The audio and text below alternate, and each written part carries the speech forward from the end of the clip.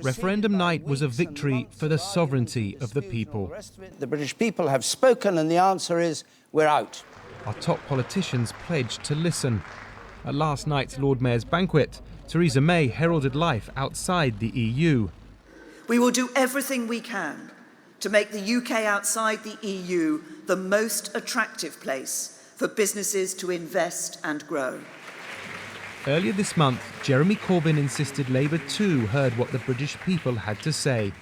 We accept and respect the decision of the referendum to leave the European Union.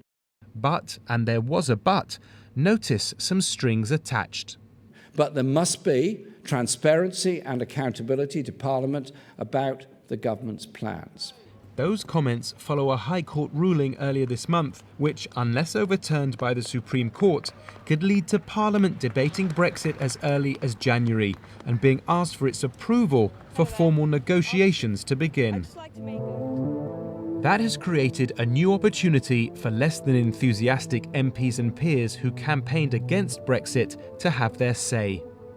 The government is confident it can win a Commons vote on legislation to trigger the UK's withdrawal from the EU, but it could be hampered by the Lords. And here's why. We've spoken to a number of Labour, Lib Dem, crossbench and even Conservative peers who claim that in the House of Lords there's a majority who want concessions from the government before they agree to support triggering the UK's exit from the EU. One of them suggested it could be something like the 5 tests that were used to judge whether we should join the euro, with membership of the single market top of the list and other proposals which mirror closely what we have today. It appears the peers want to create a yardstick against which a final deal could be judged and possibly fall short, which they say could mean that the initial decision to leave the EU could itself be revoked.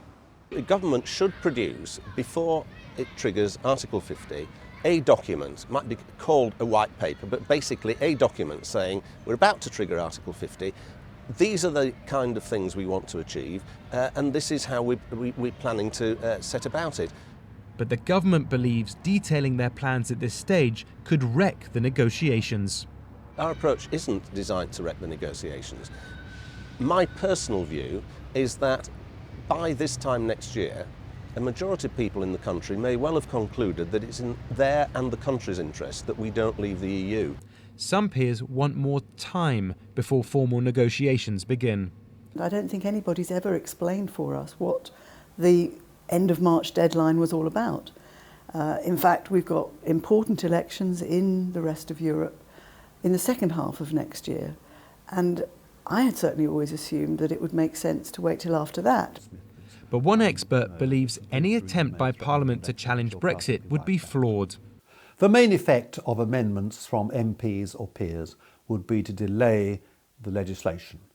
This would be the worst issue on which to choose a fight, because the Lords is an unelected chamber, and here they are not opposing just the House of Commons or just the government, they're opposing the will of the people.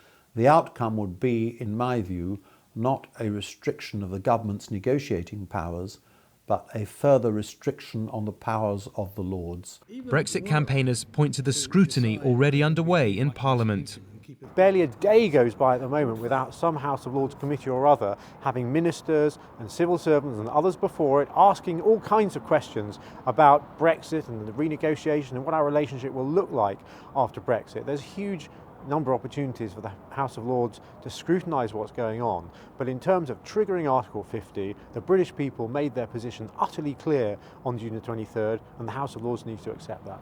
The Supreme Court could still prevent the Lords having a say at this stage. If not, we could well see a first, the sovereignty of Parliament pitted against the sovereignty of the people.